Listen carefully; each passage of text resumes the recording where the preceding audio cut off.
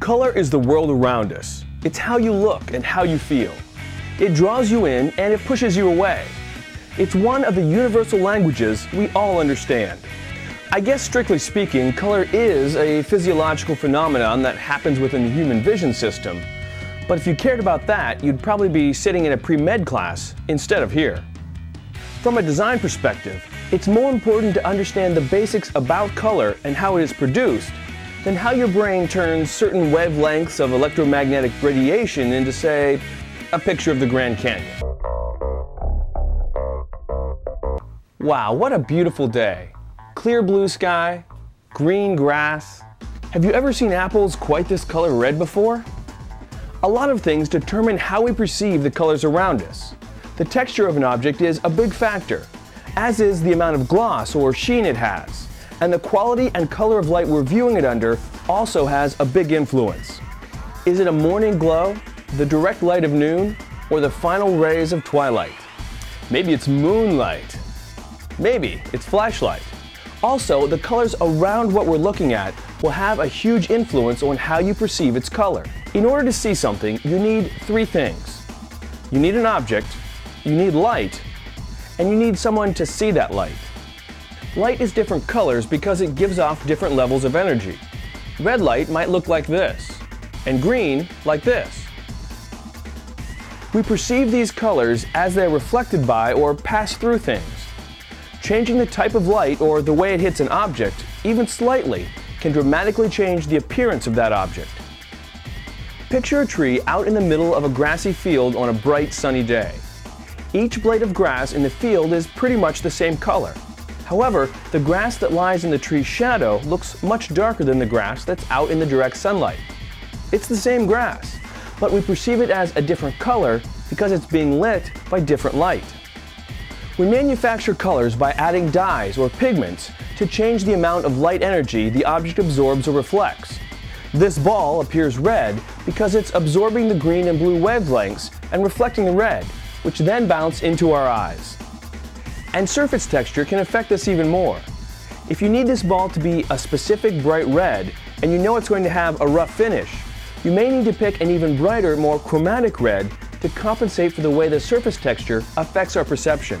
A coarse texture will make the ball appear darker because of the way it interacts with the light. This is no big deal if you plan ahead and think about where the color is going to be used and how it will be produced in the final product. You do remember this thing, right? It's called a prism, and it's used to split light apart, among other things. And when you split white light apart, you get colors. These colors are all inside white light, and they're what allow us to perceive the different colors in the world around us. There are two main ways to make color: additive and subtractive. Additive deals with mixing light, like in your TV, computer display, or theater projector. The three primary additive colors of red, green, and blue are combined in different quantities to create all the different colors we see. Remember those giant old video projectors that used to hang in sports bars? They had three canisters, red, green, and blue. That's what I'm talking about. The primaries are added together to make all the other colors. Another example of additive color is decorative outdoor LED lighting. Buildings and walls can be temporarily painted with light. It's like digital graffiti. Here, a series of LED illuminants are added together to create the desired color. Subtractive color works a little in reverse, in that the light we see is a particular color because parts of the white light have been taken away or absorbed. Subtractive color deals with pigments, dyes, and inks. It's how we reproduce colors in magazines and on products. Subtractive color is produced when light strikes an object. Some of the light is absorbed, subtracted, and the rest reflects on to someone who perceives the remaining light as color. No matter how we create color, through mixing light or pigments or whatever, every process has its limitations. By that I mean, each process can only reproduce a certain number of colors, some more, some less. The number of colors a given process can reproduce is called its gamut. So, the gamut of your display might look something like this. And the gamut of your desktop printer might look like this. Notice that they're not the same. That means there are colors you can see on your display that you'll never be able to get your printer to reproduce. Good to know. And this is true of any color process. The Pantone matching system is often used in printing. The colors in a Pantone fan deck are created by mixing specific amounts of base inks. So the gamut of the Pantone matching system is identified by the colors that it can create mixing the 11 base ink colors. And just because I can create a color on my monitor, that doesn't mean I'll be able to reproduce the same color. Computer displays and printing are two completely different technologies. Some colors are within the color space of both, but some aren't. Since the RGB color space of your monitor is bigger than the CMY space of a printer, you will occasionally encounter colors that you can see, but you won't be able to print. Because of that, it's important to keep in mind the capabilities of the final production process you'll be using, so you don't create a design that can't be produced. Color is a language. You've got to be able to talk to people. What if I asked you to describe this square so that others know exactly what color you're talking about? What would you call it? Strong red? No, that's not really a color. Wine? It's more a drink. Bluish red. Yeah, but how much blue? You see, the problem is that these adjectives do not mean the same thing for everyone. How strong is strong? How blue is bluish? That's why it's important to use a recognized color system to define color. Before I get too crazy, let me talk about some historical ideas about color. Ever seen one of these? It's a color wheel, a tool that actually dates back to Plato. Over the years, there have been a lot of different color wheels, but the basic idea is always the same. The colors are arranged around a circle to show how they are related to each other or affect each other. If you travel around the hue circle in either direction, you end up going from one color family to the next, from red to yellow to green to blue. The circle shows the progression of the colors as seen in a rainbow or the spectrum. Remember the prism? However, these early color wheels only showed relationships two-dimensionally. The next big jump came when color was projected into three-dimensional space. These 3D models allow you to be able to see how colors relate in a variety of ways at once. The Munsell color system describes color based on hue, value, and chroma. Hue is the color family. Value is the lightness and darkness of the color. And chroma describes the strength or saturation of the color. Using these attributes, you can define exactly where the color is within a color space. And if you can do that, then you can communicate that color precisely to someone else. And it allows you to understand a color's relationship to other colors, so you can create harmonies and color groups. In the Pantone system, each color is given a specific, unique reference code that identifies where that color is within the color space and allows you to easily communicate that color. The colors are arranged chromatically by family for ease of use, and are also arranged so you can easily establish relationships and create harmonies and color groups. Colors are amazing all on their own. We all have our favorites. Could be green, pink, aqua, or vermilion. Mine happens to be black. However, colors are seldom alone, and it's important to understand how they work together or affect one another. Think of colors as a team and have them work together to create the look and feel you want. Let me show you what I'm talking about. This is called surround color effects, or what a color scientist might call simultaneous contrast. Simultaneous contrast happens when surrounding colors change the appearance of another color. For example, if you have a surrounding color that is darker than the interior color, it will cause the interior color to appear lighter than it actually is, and vice versa. This effect is a matter of physics, so it's something that can't be changed.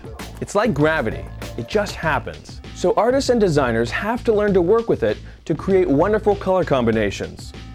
Color harmony is similar to musical harmony. Just like some notes sound great together, certain colors enhance one another. Let's take another look at the color wheel. Colors across from one another complement each other and work well together. If you take three colors that are equidistant from one another on the color wheel, you create a triadic color harmony.